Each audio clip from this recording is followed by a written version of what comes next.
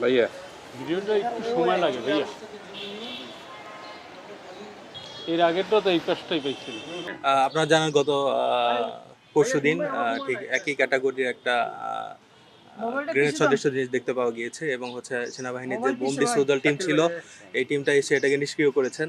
তো আজকেও আসলে একই ধরনের একটা গ্রেনেড টাইপ গ্রেনেড সদৃশ জিনিস দেখা যাচ্ছে।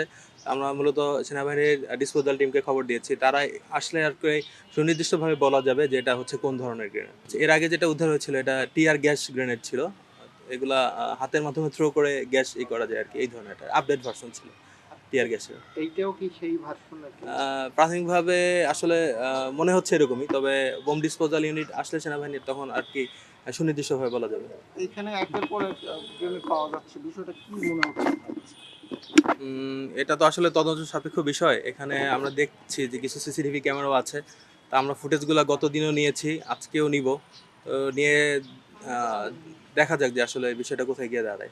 সেদিনকে পরে অনুসন্ধান করে কিছু কি পেয়েছিলেন যে এটা কেন কিভাবে এসেছে? এটা নিয়ে কাজ চলছে, এটা তো খুব সাম্প্রতিক সময় ঘটে গেছে, এটা নিয়ে কাজ চলছে। এই ঘটনায় কি কোনো মামলা হয়েছে এখন পর্যন্ত? না, এই ঘটনাটা জিডি করে রাখা হয়েছে, মামলা হয়নি। তো আমরা দেখি তদন্ত সাপেক্ষে এটা বলা যাবে। আচ্ছা, টিয়ার গ্যাস গ্রেনেড এগুলো সাধারণত হচ্ছে বাংলাদেশ পুলিশই ব্যবহার করে থাকে।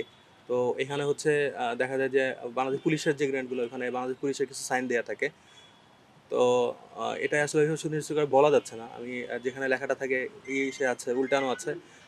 বাংলাদেশ সেনাবাহিনী আসলে ডিসপোজাল টিম আসলে তখন হয়তো আগেরটা আসলে ওইখানে যেটা থাকে যে বাংলাদেশ পুলিশের সুনির্দিষ্টটাই লেখা ছিল না।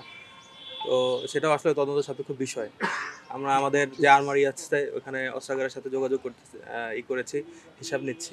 তারপরে আর কি তদন্ত করে বোঝা যাবে।